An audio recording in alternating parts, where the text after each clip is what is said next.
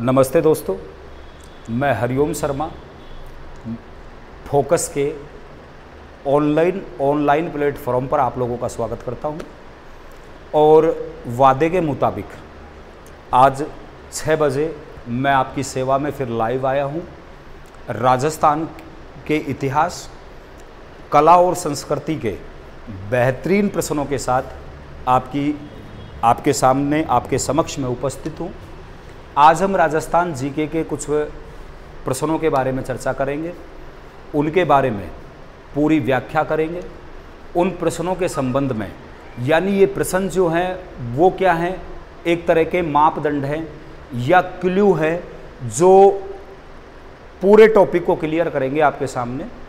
और उस टॉपिक के संबंधित सारी बातों को हम करेंगे उस प्रश्न के माध्यम से, ताकि एक टॉपिक हमारा पूरी तरह क्लियर हो जाए। इस उद्देश्य के साथ ये क्लासें अरेंज की जा रही है फोकस ऑनलाइन प्लेटफॉर्म द्वारा। तो आइए हम विधिवत रूप से प्रश्नों की श्रृंखला को प्रारंभ करें। पहला प्रश्न आपके सामने स्क्रीन पर है और पहला प्रश्न ये कहता है, राजस्थान दिवस मनाया जाता है। मित्रों, इस प्रश्न के अंतर्गत 4 तारीखें दी गई है अलग अलग ऑप्शन के माध्यम, अलग अलग ऑप्शन के रूप में, और आपको पहचानना है कि वो कौन सी तारीख है जिस तारीख को राजस्थान दिवस मनाया जाता है। ठीक है, देखिए यहाँ मैं आपको कुछ बताना चाह रहा हूँ, आप उसे समझने की कोशिश करेंगे। प्रश्न है राजस्थान दिवस मनाया जाता है। अगर इसकी जगह ये प्रश्न होता कि राजस्थान स्थापना दिवस, राजस्थान स्थापना दिवस मनाया जाता है, तो इसमें तो आपको याद रखना था 1 नवंबर, क्योंकि आप लोग सभी जानते हो राजस्थान के एकीकरण का अंतिम चरण या 7वां जो चरण था वो 1 नवंबर 1956 को संपन्न हुआ था। अतः इस दिन को तो हम राजस्थान स्थापना दिवस के रूप में मनाते हैं। लेकिन यहाँ बात हो रही थी राजस्थान दिवस के बारे में, तो आइए इसके बारे में भी हम थोड़ा सा समझने की कोशिश करें और समझने का प्रयास करें। देखिए, जब राजस्थान का एकीकरण हुआ था तो उस समय पर राजस्थान 19 रियासतों में विभक्त था, यानी 19 तरह के अलग अलग देश हमारे राजस्थान में उस समय पर थे। और 19 देश या 19 रियासतों को एक करना ही राजस्थान का एकीकरण कहलाता है। तो राजस्थान का एकीकरण में आप सभी को पता है प्रथम चरण जिसे मतस्य संघ कहा जाता है, जो 18 मार्च 1948 को अस्तित्व में आया था। उस मतस्य संघ के अंतर्गत राजस्थान की अलवर, भरतपुर, करौली और धौलपुर, ये 4 रियासतें शामिल हुई थी। और एक नई राजनीतिक इकाई राजस्थान में उत्पन्न हुई थी जिसे मतस्य संघ कहा जाता है। तो मतस्य संघ में राजस्थान की कितनी रियासतें? 4 रियासतें शामिल हुई। टोटल रियासतों की संख्या राजस्थान की एकीकरण के समय पर 19 थी। तो 19 में से 4 रियासतें मतस्य संघ के रूप में संगठित हुई या एकीकृत हुई। राजस्थान के दूसरे चरण में 9 रियासतें, प्रतापगढ़, बूंदी, किशनगढ़, झालावाड़, डूंगरपुर, बांसवाड़ा, टोंक और शाहपुरा, ये 9 रियासतें। वापिस सुन लो, 9 रियासतें। प्र का मतलब प्रतापगढ़, बू का मतलब बूंदी, की का मतलब किशनगढ़, झा का मतलब झालावाड़, डू का मतलब डूंगरपुर, बा का मतलब बांसवाड़ा, टों का मतलब टोंक और सा का मतलब शाहपुरा। ये 9 रियासतें दूसरे चरण में एकीकृत हुई। और जो राजनीतिक इकाई उस समय पर प्रकट हुई उसे कहा जाता है पूर्व राजस्थान। पूर्व राजस्थान अस्तित्व में आया था 25 मार्च 1948 को। तीसरे चरण में उदयपुर रियासत भी शामिल हो गई राजस्थान में। और इस चरण को कहा गया संयुक्त राजस्थान। क्या कहा गया? संयुक्त राजस्थान कहा गया। तो 4 रियासतें तो शामिल हो गई थी मत्स्य संघ में, 9 रियासतें शामिल हो गई थी पूर्वी राजस्थान में, तो जो 4 और 9 होते हैं 13। तीसरे चरण में उदयपुर रियासत या मेवाड़ रियासत भी राजस्थान का अंग बन गई थी, तो रियासतों की संख्या हो गई थी कुल मिलाकर 14। चौथा जो चरण था जिसे व्रत राजस्थान कहा जाता है, जो 30 मार्च 1949 को अस्तित्व में आया था, इसमें राजस्थान की 4 और रियासतें जे, जे, जे और बी। एक जे का मतलब है जयपुर, एक जे का मतलब है जैसलमेर, एक जे का मतलब है जोधपुर और बी का मतलब है बीकानेर। ये भी राजस्थान के अंग बन गए थे। ये जो चरण कंप्लीट हुआ था, इस चरण के अंतर्गत लगभग राजस्थान का एकीकरण पूरी तरह समाप्त हो चुका था, ऐसा माना गया था, क्योंकि 4 रियासतें तो अलवर, भरतपुर, करौली और धौलपुर ये तो मत्स्य संघ के साथ अपना कार्य कर रही थी। 9 रियासतें तो पूर्व राजस्थान की, एक उदयपुर रियासत संयुक्त राजस्थान की और 4 रियासतें ये और हो गई।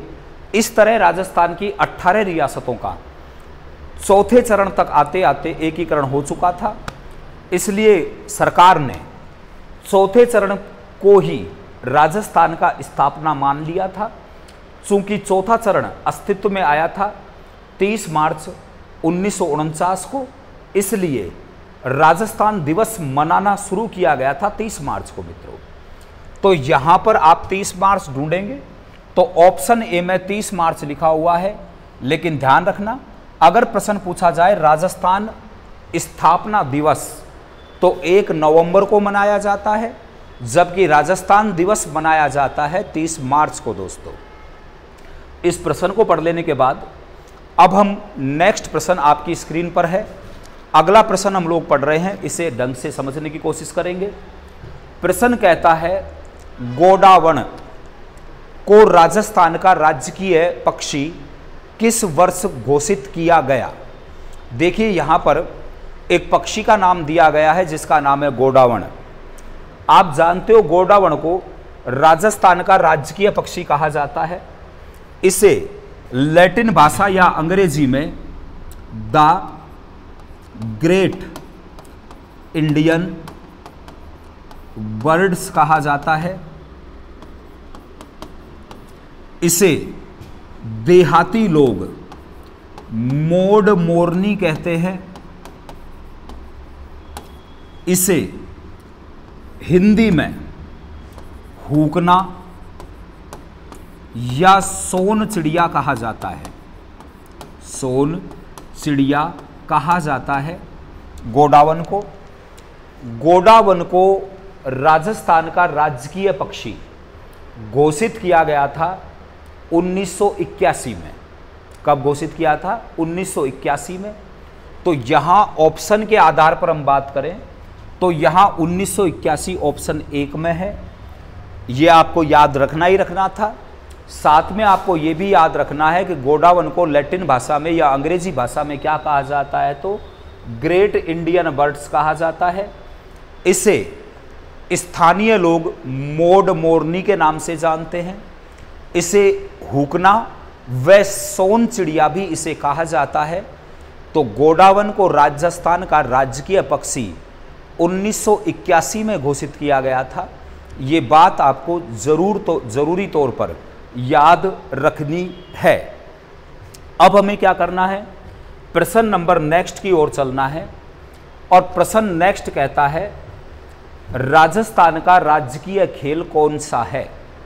देखिए यहाँ इस प्रश्न के अंतर्गत 4 प्रकार के खेलों के नाम स्क्रीन पर ऑप्शन के रूप में आपके सामने प्रस्तुत किए गए हैं और आपको ज्ञात करना है कि इन चारों खेलों में से, आप सभी को पता है वर्तमान में ग्रामीण खेल महाकुंभ की शुरुआत की है भारत सरकार द्वारा।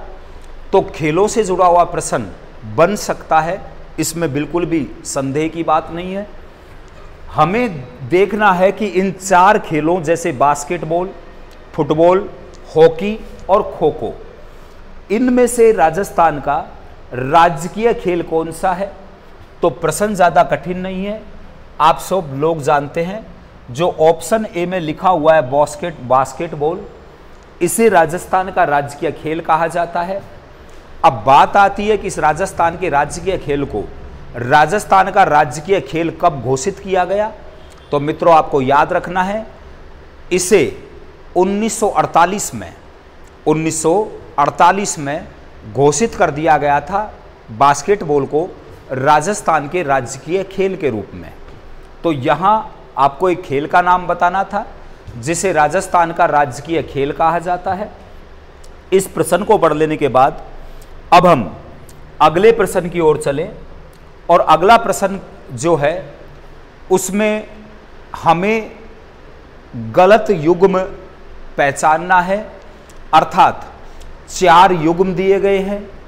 इन युग्मों के अंतर्गत एक तरफ तो राजस्थान की 4 लोक कलाओं के नाम हैं और दूसरी तरफ उनसे संबंधित स्थानों को लिखा गया है। आपको ढूंढना है कि इनमें से ऐसा कौन सा युग्म है जो गलत है। तो आइए हम एक एक युग्म के बारे में बात करें। पहले ऑप्शन में जो लोक कला लिख रखी है उसे लिखा गया है मीनाकारी, और मीनाकारी के साथ में जो स्थान दिया गया है वो दिया गया है जयपुर। आप लोग सभी जानते हैं जयपुर के राजा या आमेर के राजा मानसिंह के समय पर मीनाकारी जो कला थी वो लाहौर से लाई गई थी। जयपुर के राजाओं ने मीनाकारी को संरक्षण प्रदान किया। वर्तमान में मीनाकारी के लिए पूरे विश्व में राजस्थान की जो जगह जानी जाती है वो जयपुर है। मीनाकारी में होता क्या है, तो सोने व चांदी के आभूषणों में चमकीले व कीमती पत्थरों की जड़ाई मीनाकारी कहलाती है। और मीनाकारी के लिए प्रसिद्ध जो राजस्थान का केंद्र है वो जयपुर है। यहाँ ऑप्शन में मीनाकारी के साथ जयपुर लिखा हुआ है, तो ये युग्म है सही दोस्तों। हमें ढूंढना है गलत। दूसरे ऑप्शन में लोक कला के रूप में लिखा गया है टेराकोटा, और मित्रों संबंधित स्थान में लिखा गया है मोलेला। आप सब लोग जानते हैं कि राजसंबंध के मोलेला में टेराकोटा कला को किया जाता है। ये टेराकोटा कला मिट्टी के बर्तनों से, मिट्टी से कलाकृतियां बनाना टेराकोटा कहलाती है। जब मोलेला में टेराकोटा का काम किया जाता है तो चिकनी मिट्टी में 50% तक गधे की लीद मिलाई जाती है और फिर उस मिट्टी को अच्छी सी आकृति दी जाती है, और उस मिट्टी की आकृति को धूप में सुखाकर उसे आग में पकाया जाता है। 800 डिग्री सेल्सियस तक का उसको तापमान दिया जाता है, और जो मिट्टी की कलाकृतियां बनकर सामने आती हैं उन्हें कहा जाता है टेराकोटा। तो टेराकोटा के साथ में मोलेला लिखा हुआ है। याद रखना मोलेला राजस्थान के राजसमंद जिले में पड़ता है। तो आप यहां पर जो लिखा गया है युग्म वो बिल्कुल सही है, क्योंकि टेराकोटा प्रसिद्ध है राजसमंद के मोलेला का।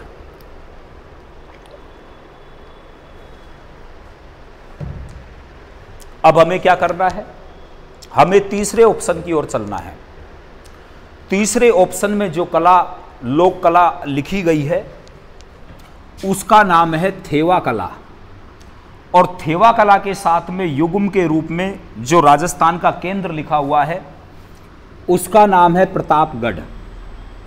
आप सभी लोग जानते हैं प्रतापगढ़ के राजसोनी परिवार द्वारा, प्रतापगढ़ में एक राजसोनी परिवार है, राजसोनी। उस परिवार के पास एक विशेष कला का एक अधिकार है और वो कला कहलाती है थेवा कला। थेवा कला में क्या होता है, बेल्जियम कांच के ऊपर सोने का चित्रण किया जाता है। तो कांच के ऊपर सोने का चित्रण करना थेवा कला कहलाती है। जो कि प्रतापगढ़ की प्रसिद्ध है। यहाँ थेवा के साथ प्रतापगढ़ लिखा हुआ है, तो इसका मतलब है कि ये युग भी सही है, अर्थात हमें तो गलत ढूंढना है, तो हम चौथे ऑप्शन की ओर चलें। चौथा ऑप्शन है अजरक प्रिंट।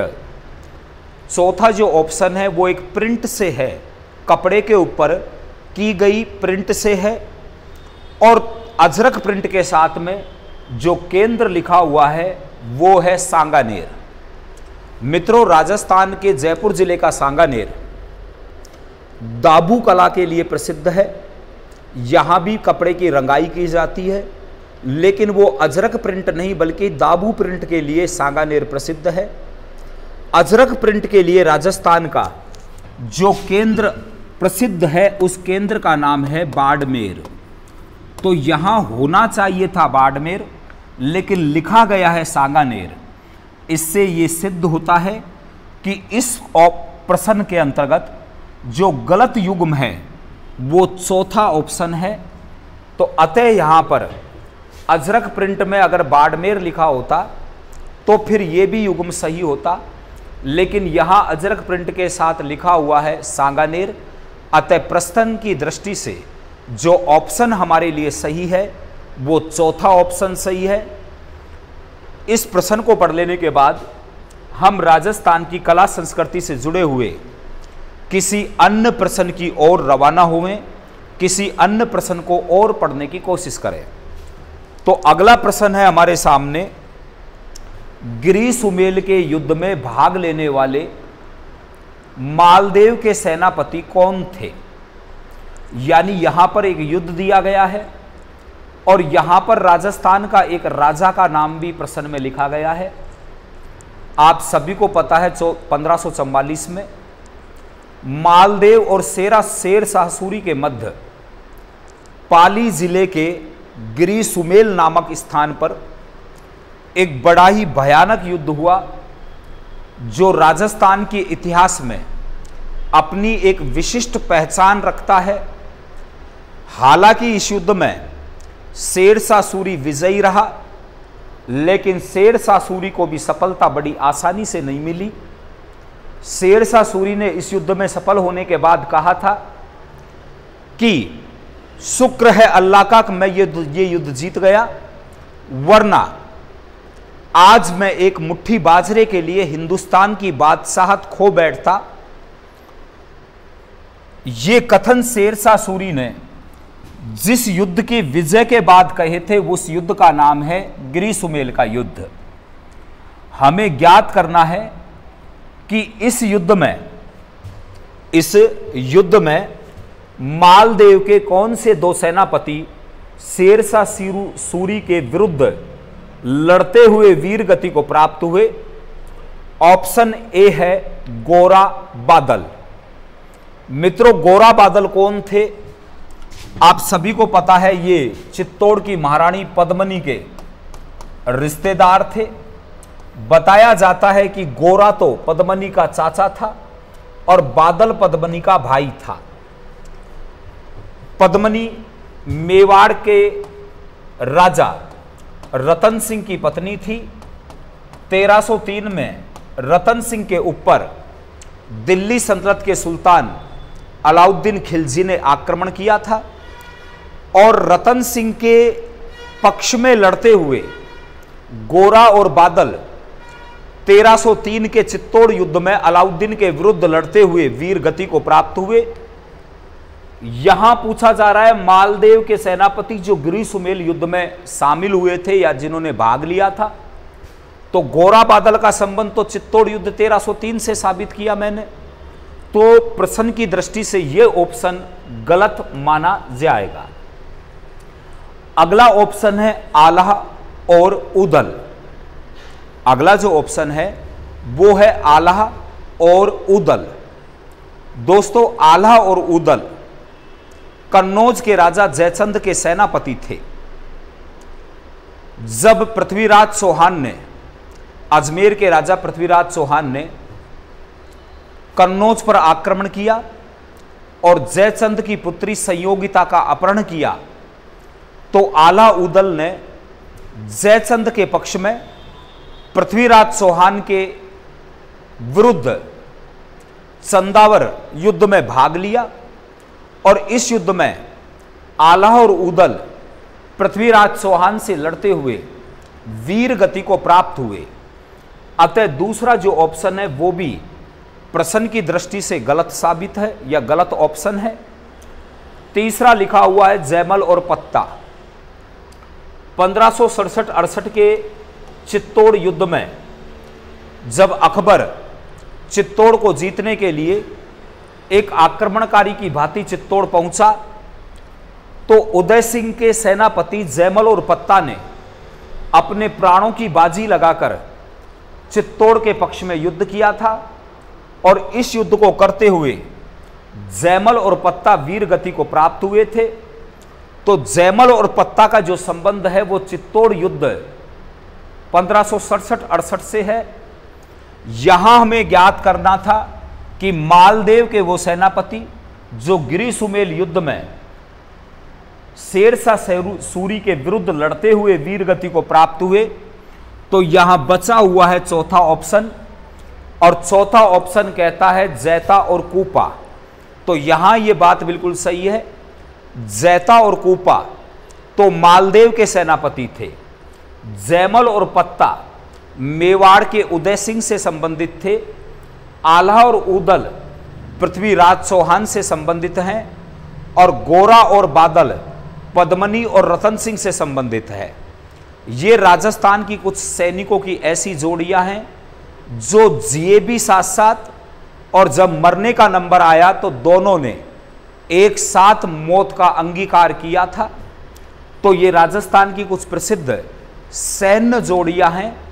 इनमें ये पूछ रहा था हमें कि गिरी सुमेल के युद्ध में कौन कौन से सेनापतियों ने भाग लिया था। तो यहां पर उत्तर सही होगा जैता और कूपा। ठीक है मित्रों, इस प्रश्न को पढ़ लेने के बाद में अब हम नेक्स्ट प्रश्न की ओर चले और प्रश्न कह रहा है कि चिड़ावा का गांधी किसे कहा जाता है। यहां मित्रों 4 स्वतंत्रता सेनानियों के नाम दिए गए हैं ऑप्शन के रूप में। आपको ढूंढना है कि इनमें से वो कौन सा व्यक्ति है जिसे चिड़ावा का गांधी उपनाम से जाना जाता है। मित्रों पहला जो ऑप्शन है वो है भोगीलाल पांड्या। भोगीलाल पांड्या को गांधी तो कहा जाता है लेकिन इन्हें कहा जाता है वागड़ का गांधी। क्या कहा जाता है? वागड़ का गांधी कहा जाता है इन्हें दोस्तों। डूंगरपुर से रिलेटेड थे ये भोगीलाल पांड्या। 1944 में इन्होंने डूंगरपुर प्रजामंडल की स्थापना की थी। इन्हें वागड़ का गांधी कहा जाता है। हमें ढूंढना है चिड़ावा का गांधी। अगला जो ऑप्शन है वो है गोकुल लाल भट्ट। मित्रों गोकुल लाल भट्ट का संबंध सिरोही प्रजामंडल से है। ये सिरोही प्रजामंडल के एक कर्मठ कार्यकर्ता हुआ करते थे और गोकुलाल भट्ट को गांधी तो कहा जाता है लेकिन इन्हें कहा जाता है राजस्थान का गांधी। और हमें ढूंढना है चिड़ावा का गांधी।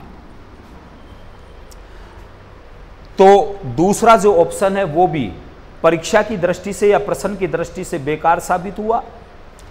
अगला तीसरा जो ऑप्शन है वो है जमनालाल बजाज। आप सभी को पता है शेखावटी से संबंधित जमनालाल बजाज को गांधी के साथ जोड़ा जाता है। इन्हें गांधी का 5वां पुत्र कहा जाता है।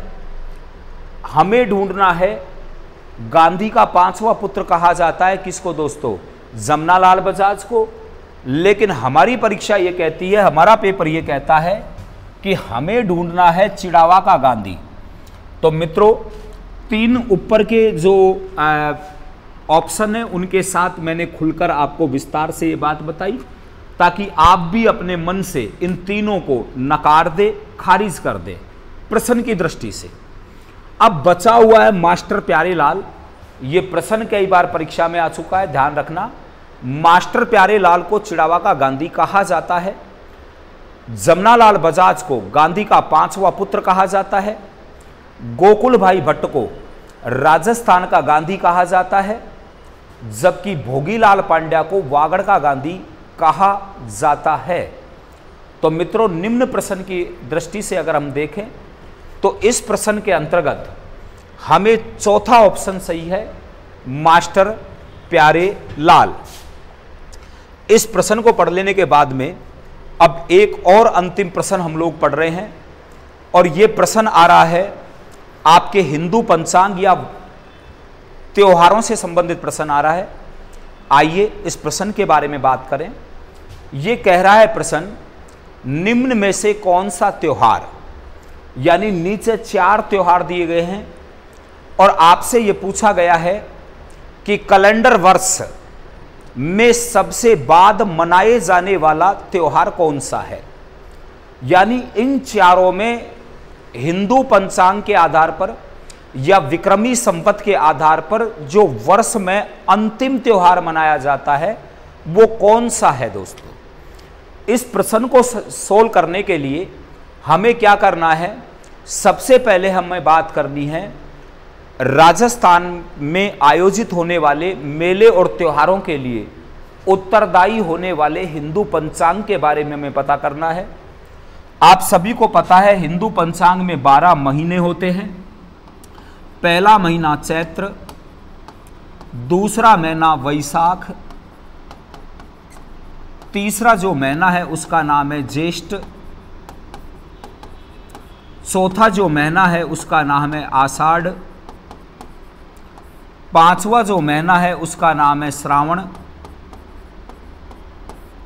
छठा महीना है भादो, सातवां महीना है आश्विन, आठवां महीना है कार्तिक, नवा महीना है मार्गशीर्ष, 10वां महीना है पोष, 11वां महीना है माघ और 12वां महीना है फागुन या फाल्गुन। ठीक है, हमें ये देखना है कि इन मेलों में से या इन त्योहारों में से वर्ष के अंत में कौन सा त्योहार आएगा, इसे हमें समझना है। मित्रों, सबसे पहला ऑप्शन है आपका गणगौर, और आप लोग सभी जानते हैं गणगौर का पर्व राजस्थान में चैत्र शुक्ल तृतीया को मनाया जाता है। चैत्र शुक्ल तृतीया को मनाया जाता है, यानी पहला जो ऑप्शन है वो पहले महीने में आयोजित होगा, चैत्र के महीने में। अगर हम बात करें रक्षाबंधन की, तो आप लोग सभी जानते हैं रक्षाबंधन हमारे राजस्थान में श्रावण पूर्णिमा को मनाई जाती है, और श्रावण पूर्णिमा की अंतिम तिथि होती है। तो दूसरा जो ऑप्शन है, यानी पहला तो चैत्र के महीने में आ गया त्योहार, और दूसरा जो आया है वो आया है श्रावण के महीने में। श्रावण का महीना होता है 5वां। श्रावण का महीना कौन सा होता है? 5वां। तीसरा ऑप्शन दिया गया है होली, और मित्रों आप लोग सभी जानते हैं होली का जो पर्व है वो मनाया जाता है फागुन पूर्णिमा को। कौन सी तिथि को मनाया जाता है? फागुन पूर्णिमा को मनाया जाता है, और फागुन अंतिम महीना होता है पूरे ही हिंदू वर्ष का। जन्माष्टमी की अगर बात करें तो आप लोग सभी जानते हो जन्माष्टमी भादो कृष्ण अष्टमी को मनाई जाती है। कब मनाई जाती है? भादो कृष्ण अष्टमी को मनाई जाती है। तो पहले महीने में, दूसरी 5वें महीने में, और चौथा जो ऑप्शन है जन्माष्टमी वो 6ठे महीने में, और तीसरा जो ऑप्शन है फागुन में होली आती है। अतः वर्ष के अंत में मनाए जाने वाला जो त्योहार हुआ वो कौन सा हुआ? होली हुआ। दोस्तों मित्रों, इस क्लास के अंतर्गत मैं राजस्थान के इतिहास और कला संस्कृति से जुड़े हुए विभिन्न महत्वपूर्ण प्रश्नों को लेकर आपके सामने उपस्थित होता हूं। आशा ही नहीं अपितु पूर्ण विश्वास है कि आपको ये प्रश्न निश्चित रूप से अच्छे लग रहे होंगे। इन प्रश्नों के साथ साथ मैं नियमित व्याख्या भी करता हूं, ताकि पूरे टॉपिक आपको शीशे की तरफ या पानी की तरह साफ हो जाएं आपके सामने और क्लियर हो जाएं, और आपके परीक्षा की दृष्टि से ये प्रश्न उपयोगी हो, इन आस के साथ मैं आपके सामने लाइव आता हूं रोज़ 6 बजे। मैं चाहता हूं कि आप ज़्यादा से ज़्यादा इन क्लासों को शेयर करें, ज़्यादा से ज़्यादा आप लोगों तक इन क्लासों को पहुंचावें। इसी कामना के साथ मैं हरिओम शर्मा आप लोगों से विदा लेता हूं, इस वादे के साथ कि कल फिर मैं इसी समय राजस्थान जीके के बेहतरीन प्रश्नों के साथ आपकी उपस्थिति में, आपकी सेवा में उपस्थित होऊंगा। तब तक के लिए मित्रों नमस्ते, राम राम साहब, जय हिंद, जय भारत।